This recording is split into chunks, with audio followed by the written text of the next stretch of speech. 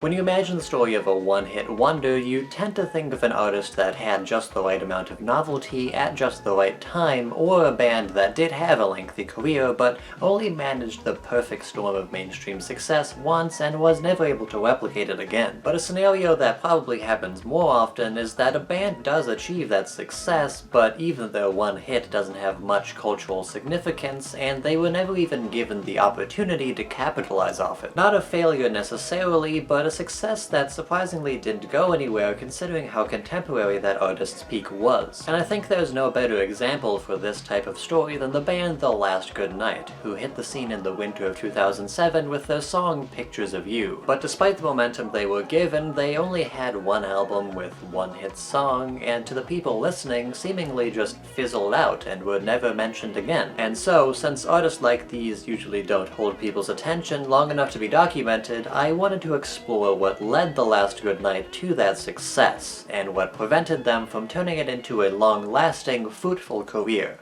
The band's story starts with Kurtis John Hannaberry, born on July 22, 1980 in Hartford, Connecticut. Kurtis's introduction to playing and creating music came from his father, who became fully blind when he was just 6 years old. But despite this, his dad was proficient at the piano, and he used passing that skill down as a way to bond with Kurtis when he was a kid. As his passion for music grew, he would be given a drum set at the age of 5 and began playing guitar and singing at the age of 9. During high school, Kurtis would be involved in an extracurricular choir group, Voices Incorporated, and would play in several garage bands that didn't get much momentum. But that luck would change when, during a house party, he saw an unoccupied guitar and started playing. That was when he was approached by fellow student Michael Nadeau, who traded the guitar back and forth with Kurtis in what they describe as a guitar-off. Kurtis and Mike were already involved in a smaller band formed in 1994 named Haze, but after this altercation, they were inspired to practice music together in their free time, and eventually decided to form a new band with more of their musically passionate peers. They would recruit drummer John O'Leary from being in another previous band named Phantom Caravan, and then got bassist Leif Christensen after hosting auditions for their new group. And after being in the audience of one of their first local gigs at the Common Grounds Coffee House in 1997, they brought on multi-instrumentalist Anton Yurick as the final member of the band. They eventually settled on the name for this new band, Renata, after a waitress who served at a restaurant they frequented after practices. And after playing in local clubs and theaters for 3 years, building up some reputation, they would finally make their independent debut when their first album, She Walked with Kings, released in 2000. When listening to She Walked with Kings, it definitely sounds like acoustic rock made between 1997 and 2000. It's all mid-tempo and melancholy, with soft guitars and lyrics reminiscing on long-lost love. The local press at the time compared Renata's sound on this album to bands like U2 or Matchbox 20, which is definitely accurate, and which Kurtis doing a Rob Thomas impression on every song probably doesn't help with much. Also, when I called Anton a multi-instrumentalist earlier, what I meant by that is he was really into Bob Dylan and Neil Young at the time, so he plays the harmonica on every track, and it's hit or miss whether it fits with the song's vibe or not. I know my enjoyment of it is entirely based on my tolerance for this era of mainstream rock, but overall for an independent debut album, I think She Walked with Kings is a pretty decent record. I wouldn't consider any of its tracks to be bad, though all the songs do sort of blend into one another, and the lyrics might need some work with things like metaphors feeling really labored and the occasional distractingly strange word choice. But after listening, it's clear there was definitely potential for turning Renata into a successful, or at least consistently quality, musical act. And clearly other people saw this potential, as after getting their music recommended to the company by fellow local band Rain, Renata would be signed to Essential Group Management and began being managed by its co-founder Rick Clare, who had over a decade of time in marketing and sales management for record companies like Universal Music before signing the band. With Clare's connections and experience, Renata was able to get to some impressive places early in their career. She Walked with Kings would be sent to hundreds of indie record stores in the state, they would frequently star on big local radio shows, and they would begin regularly touring across the Northeast. Songs from their debut album would even be licensed for mainstream TV in late 2000, the biggest of which was when they struck a deal with Columbia TriStar that October to have the music used in the promotion for the series Dawson's Creek. The band would also be included in a few Connecticut music competitions competitions held by local news publications, such as the Grand Band Slam hosted by the Hartford Advocate, which would be where they won Best Original Group in July of 2001 and won both Best Pop Band and Best Male Vocalist in 2002 and 2003. January of 2002 would see the release of their next project, a 4-song EP which is technically self-titled, but due to the cover art is given the name R. First off, I'd just like to applaud the manager's work ethic, since all of the band's records, even this tiny EP, are still on all the major music streaming sites, which for an obscure-ish indie rock band is both impressive for them and convenient for me. Second, this EP has a lot of the same pseudo-U2 style as the first album, but it's a lot less melancholy and one-note, which along with it not overstaying its welcome by only having 4 songs really helps to separate the tracks from one another. Honestly, if they were to keep going in this direction, the band would have a lot of potential going forward. After this release, the band's status as local legends continued to build, as did their list of accomplishments. They would be nationally sponsored by Budweiser, which gave them the opportunity to start touring across the country, and during this tour they would open for acts like Howie Day in April of 2002 and Avril Lavigne in July of 2003. A notable performance from this would be in February of 2002, where they debuted a new song titled No Time Like Times Square as an ode to the victims of September 11th. It's notable since this song never appeared on any record of theirs and has seemingly been lost to time if it had ever officially released. But regardless, all of this was also around the time they were attempting to show music and press kits to major labels while touring in the New York and LA area, and all the while working on their next full-length album, The Other Side of Earth, which would release in August of 2004. The Other Side of Earth is a pretty natural progression from the direction the EP was taking. A lot of the band's more distracting Matchbox 20-isms are thrown out, and the production is a lot more full-sounding and energetic, so it's clear they were coming more into their own on this project. There's a lot more lyrical and sonic variety on this album, although it does feel like they were actively avoiding making songs like the ones on She Walked with Kings, which would have helped with the variety even more and would have been a good benchmark on how their music has improved. The biggest problem that's been kept between the records is the writing. There's a lot of lines that are meant to sound vaguely related to the song's theme, but don't really have much meaning and are just meant to sound cool. That style of lyrics works well in certain contexts on here, but it's hit or miss across an entire album. So all in all, much like their other record, it isn't remarkable enough for me to want to return to it, but seeing this much improvement this early in their career is impressive. So let's hope this trajectory is indicative of what they'll be making in the future. I mean, I say that like they had a long, prosperous career, but you get what I mean. But despite this clear improvement as musicians, their networking efforts, and their consistent touring, Renata had up to this point had very little luck with piquing the interest of major labels. That was until the band would cross paths with a man named Jeff Blue. Blue had been the lead A&R executive for Zomba Music Group and eventually Warner Brothers Records for several years, and is probably most notable for getting Linkin Park signed to their first major label and being the executive producer for their most successful album, Hybrid Theory. He had recently left his position at RCA Records earlier in 2004 and was searching for an opportunity to sign and produce for a new band. So, on November 22nd, 2004, he would enter the Whiskey A Go Go bar in West Hollywood to grab a drink and listen to the band performing there that day, which happened to be Renata. According to Blue, quote, "When I first saw them, I didn't think they had the songs, but there was an energy and a texture in Kurt's voice that was really appealing to me. I just thought it needed to be realized in a better form. It was the perfect opportunity for the both of them. Blue was looking for a hot new act as his first independent sign, and Renata was looking for someone with enough experience to make them a major label success." And so, after meeting at Blue's office the next day, the group began the process of recording new demos and workshopping Renata in order to finally get a record deal. Being coached by an industry professional gave the band a lot more pressure and expectations than they ever had just amongst themselves. Over 120 demos were recorded in their time before getting a hit, and Jeff Blue put a lot more scrutiny into the style and level of polish in the music than the band was used to in order to guarantee piquing the interest of a label. And since touring was put on hold during the shopping around period, as well as Blue having recently left his last position, the group's financial situation while recording these demos was precarious, mostly being held afloat by a dormant publishing deal Renata had with Zomba Music. In the process of making all of this new material, the band's sound and approach to music would start to evolve, both through Blue's guidance and from a few eventual lineup changes. They would recruit a new keyboardist, Eli Rise, which gave the band opportunity to stray into some less acoustic sounds, and after John O'Leary left the band due to not being able to handle the workload, the role of drummer on these demos would be filled by Blue himself. Another big change would be in the band's branding, as due to the shifting style, and because Renata was too hard to pronounce for a lot of people, they would officially change the band's name to The Last Goodnight, along with changing their aesthetic to something more expressive. Nice mohawk. After 2 years, many demos recorded, and a few financial pitfalls, the band would finally strike a deal with Virgin Records in late 2006, and recording for their next album would begin. Now inside a professional studio, and with the added pressures of a major label, the band's style would change even more. In terms of the lineup, the drummer position would become a revolving door throughout recording, with most biographies saying that Lerone McMillan was the one they ended up sticking with for public appearances. McMillan is actually from Connecticut too, which is a weird coincidence. I don't actually know if they knew any of the members or not before this. The group's sound became a lot more polished and energetic, and their go-to comparison had shifted from U2 or Matchbox 20 to bands like Coldplay or early Maroon 5. And the public would finally be able to see this new improved version of the band when, on July 25th, 2007, they released the upcoming album's lead single, Pictures of You, which would eventually become their most famous and recognizable song. Pictures of You is definitely a step up from their main sound as Renata, at least in terms of production and fitting in with the music of the times. That's not to say it's an amazing song, but it's definitely better than anything that could count as a single before it, and it fit well with all the other somber semi-acoustic alt-rock with desaturated music videos from around the same time. Unfortunately, my biggest issue with the song is once again the writing. The lyrics are all about situations that invoke the idea of holding on to hope, but some of these lines either don't make sense or don't really mean anything if meant as metaphors, or are confusing additions if meant to be taken literally. And to this day, I still don't know what part of the message is being emphasized by specifying that the pictures of you are being hung on the barnyard wall. But as a whole, the song definitely sounds a lot more polished than anything they've made thus far. A lot of the local press that followed them as Renata were afraid that getting signed and working with industry professionals would mean that the band would be selling out their sound. But in terms of their musical identity, they were already pretty mainstream rock sounding, so the label only really needed to clean off some of the indie roughness to make it suitably radio friendly. Whether that's an integrity-destroying move to let happen is up to preference, but in any case, it did give the world a pretty decent and catchy, if dated and corny by today's standards, adult alternative rock tune. But despite this uptick in professionalism and the new resources from being a signed act at their disposal, Pictures of You wasn't a massive hit upon release. From the nature of them being a major label band now, and with adequate support from music video channels like MTV and VH1, it was bigger initially than anything they released previously, but it only floated around the bottom of the adult top 40 charts in the months following its release. So if the band really wanted their effort to be recognized, then they needed to wait for some external force to push the song into public consciousness. But until then, for the people who were either intrigued after being introduced to them through the song, or were curious where this shift from the band they were familiar with would lead, they would only need to wait a few more months, when on August 28th, 2007, the culmination of 3 years of effort and major label debut by The Last Goodnight, Poison Kiss would finally release. The production on Poison Kiss is in general a lot more competent and has more variety stylistically, but the songs are also not very enticing and don't leave much of an impression. A lot of the tracks just do more of what Pictures of You did, and they all sound samey, and their cheesy over-sincerity makes them sound like they'd either be a Nickelodeon sitcom intro theme or the soundtrack to the second season of an ABC dramedy show. Some songs try to have a slick or devilish energy, and production-wise they're great, but Kurtis's more gritty and natural-sounding voice doesn't really work with a tightly produced Forbidden Love jam, and all their attempts at this style also sound more or less the same. Some outlets compared their style on the album to Maroon 5, and on a few songs I can see it, but for most tracks I'm reminded of bands like The Fray or The Script. Similar groups that also do the softer ballad rock really well, but don't really have much to hook listeners into sticking with them, and culturally didn't stay in people's minds very long outside of a catchy chorus or two. Once again, there isn't a song on here I'd consider bad, and there's a few I actually really enjoyed, but a lot of the issues that hamper that enjoyment are the tracks really not sticking out against each other, or the landscape of rock music it's being released into. That's not to say lack of identity is a deal breaker at this point in popular music, but it makes the record as a whole sound less interesting as a result, and sours all the improvements to the band's already working formula the album did provide. What little reception Poison Kiss got initially was generally positive, but with most of the praise it did get being drowned out by a lot of comparisons to other bands. This support wasn't enough to push the album off of shelves, however. Pictures of You was still holding its own on the adult top 40 charts by this point, and the album's release did give it a bump up, but Poison Kiss itself didn't have much chart momentum of its own tone initially, but eventually the perfect storm of attention finally came, after the band began licensing their music internationally. In late August of 2007, pictures of you would be used in promotions for season 2 of the ABC dramedy show Brothers and Sisters, a show that also had a fanbase across the ocean through syndication by the Australian channel 7 network. The Australian public strongly latched onto the song, with it rising to number 3 on the country's single charts by February of 2008, and by April it had become the #1 airplay single and gone platinum in the country, selling over 700,000 copies. It had also become a big hit in a lot of Eastern European countries, such as in Poland where it peaked at number 4, and the Czech Republic where it hit number 2. This attention appears to have been spurred on by the song's use in a commercial for the 2000's Polish mobile network company Era GSM, and after that, the song quickly started to spread to other countries and build up airplay. This outside success and some licensing in the States brought the band residual attention in the US as well, with Pictures of You peaking at number 4 on the Adult Top 40 charts and up to 70 on the Hot 100, and with Poison Kiss hitting number 5 on the Heat Seekers charts, but not quite making it to the main album chart. While not the best of the best in terms of numbers, it was clear this amount of chart success was a rare opportunity the group needed to seize. The group was quick to respond to this newfound worldwide attention. In February of 2008, they had bulked up their touring schedule, now with stops in Europe and Australia, and they had enough momentum to release a second single for the album, Stay Beautiful, on February 19th, 2008. To promote the song, the band started a social media campaign on platforms like Facebook and BuzzNet, encouraging listeners to submit media that showed what the title Stay Beautiful meant to them. It's hard to say how successful this campaign was, but the song was only slightly behind Pictures of You in terms of popularity in the US, with it peaking at number 14 on the Adult Top 40 charts and once again getting regularly played on VH1 and MTV, though with it receiving less of a marketing push, it only hit number 42 in Australia and to my knowledge didn't chart in any other country. In late June of 2008, Kurtis asked the band's main fan site, poisonkiss.net, to vote on which song should become the album's third single. And it should be between two songs,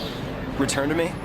or Back Where We Belong. It isn't stated anywhere which song won the poll, but the album never officially received a third single anyways, most likely due to attention on the band slowing down by this point. As a final push, they would release the track In Your Arms as a single exclusively in Australia on October 13th, 2008. But the song didn't touch any chart anywhere and didn't manage to keep their momentum going. Overall, it was clear the hype garnered by Pictures of You was starting to die down, but this didn't dampen the band's morale. They were still accomplishing an impressive amount, like in May of 2009 when they won a BMI Pop Songwriting Award for Pictures of You, while the song was also being used in the marketing for the Matthew McConaughey romantic comedy Ghosts of Girlfriends Past. They would also perform an official Renata reunion show at the Upper on the Rocks bar in August. And in fact, by the end of 2008, they had already begun formulating ideas in the studio for their follow-up album to Poison Kiss. No real information is available on what was worked on for this hypothetical new record, but unfortunately the group didn't have as much time to create this follow-up as they had imagined. From their sharp decline in popularity and the comparatively disappointing numbers their singles had received, Virgin Records must have considered The Last Goodnight a failed experiment, so they didn't renew their contract with the band, and after only 2 years in the spotlight, were unceremoniously dropped from the label sometime in the beginning of 2009. After this, the band essentially disappeared from the public eye, not officially broken up or on hiatus, but by June of 2009 they stopped feeling the need to update their fans on any new events through any of their platforms. The members of the band mostly all went their separate ways, with only some continuing to pursue music individually and almost all of them falling into behind-the-scenes roles in the industry. Eli Wise continued to work as a keyboardist and producer, working with artists like John Legend, Lady Gaga, and Steve Lacy. Anton Yurick hasn't had much of a connection to professional music since the split, though he did re-emerge in 2011 on a SoundCloud profile with a handful of instrumentals. The biggest thing he's done is getting certified as a behavior analyst and becoming the supervisor of clinical services at the Connecticut branch of the Prism Autism Center, a field I never would have guessed anyone in the story enter, but one he is clearly passionate about and one I fully support. Leif Christensen has pretty much no trace of himself on the internet outside of biographies for The Last Goodnight. Lerone McMillan didn't have a lot of connection to the band or a lot of attention drawn to him from their success, but he still works as a session drummer to this day and is well respected by those who know of him. Mike Nadeau became a producer producer, working with artists like Lit and Peter Pongbo, but to get into more detail about him, we need to finally talk about Kurtis John Henbury, who, on his personal website in December of 2010, announced a new chapter in his musical journey. Kurtis states that since the band's disappearance, he had moved from Connecticut to Nashville to focus on honing his songwriting and production skills, and had written over 50 songs so far with the help of Nadeau, with the plan to release something independently in the near future. We'd get more of a glimpse into this new era when he and Mike would perform at the Iron Horse Music Hall on January 27th, 2011, where they played songs from Renata and The Last Goodnight, as well as some of the new material, like a track titled All or Nothing. Kurtis would also start posting on the social media accounts of his old bands, linking fans to his new music, and posting some exclusive behind-the-scenes material like photos and demos. The official release date for Kurtis's upcoming EP would be July 22nd, but a few days before this, a new band would also have a new release, and unintentionally entangle The Last Goodnight's legacy with their own. On July 20th, the comedy rock troupe The Axis of Awesome uploaded a music video for their song 4 Chords, which covers a myriad of popular songs that all have the same simplistic chord progression, one of those songs being Pictures of You by The Last Goodnight. This song and video went viral upon its release, with the music video alone currently sitting at close to 50 million views, which, considering the music video for Pictures of You only has just under 10 million views, it wouldn't be a stretch to say that the 4 Chord song is the most notable part of The Last Goodnight's legacy, and the band has the Axis of Awesome to thank in some way for keeping them in listeners' minds more than they ever would have been otherwise. And those who rediscovered the band through the Axis of Awesome would be pleasantly surprised to learn that new material from the band's members was just around the corner, as 2 days later, on July 22nd, 2011, Kurtis John's self-titled solo EP would release. Now, this is usually another part where I talk about my thoughts on the record and what it says about the state of the artist's career during this time, but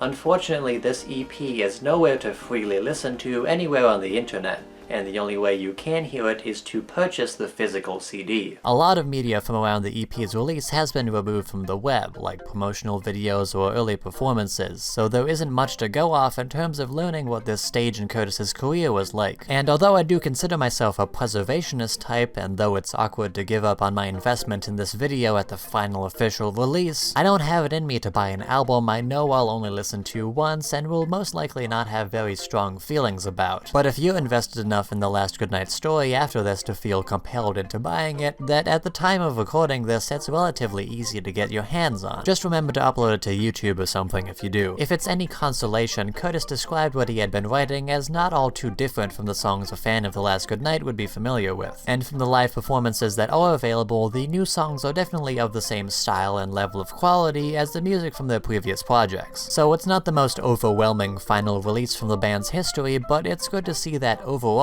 the band's rejection from the establishment didn't taint the members' creative spirit. After Kurtis's EP, there aren't any other major releases or events to come out of the group, and outside of teasing new music in 2021, it doesn't seem like much is coming out of them anytime soon. Kurtis continues to perform occasionally and became a producer behind the scenes, working with people like longtime friend and member of the band Rain, Dan Prindle, and fellow upcoming Connecticut band Gone by Daylight. Again, it's not necessarily the most conclusive or exciting ending, but if there's one thing that's tied each part of the band's history together, it would be underwhelming responses. The story of The Last Goodnight is one of a band that started out small and worked for years to build connections and experience to make it to the top, but only managed to scrape the bottom of the public's attention before immediately falling back into obscurity. It seems like all the members are content with where they ended up, and to be fair, I'm still conflicted on whether or not what they did was deserving of more success than they got, but it was interesting to follow an act that, despite getting to the heights they did, failed to hook the public, and ended up becoming the perfect example of how forgettable the era of music they were part of became. I mean, the only reason I and a lot of people remember them is because their hit was used in a comedy song making fun of how simplistic its composition was. It's hard to say whether or not they were underappreciated, since they did get to places that a lot of other artists never will, but diving into stories like these really makes you remember that there's a lot more to musical artists than what ends up getting immortalized, and what seems like disappointing performance for some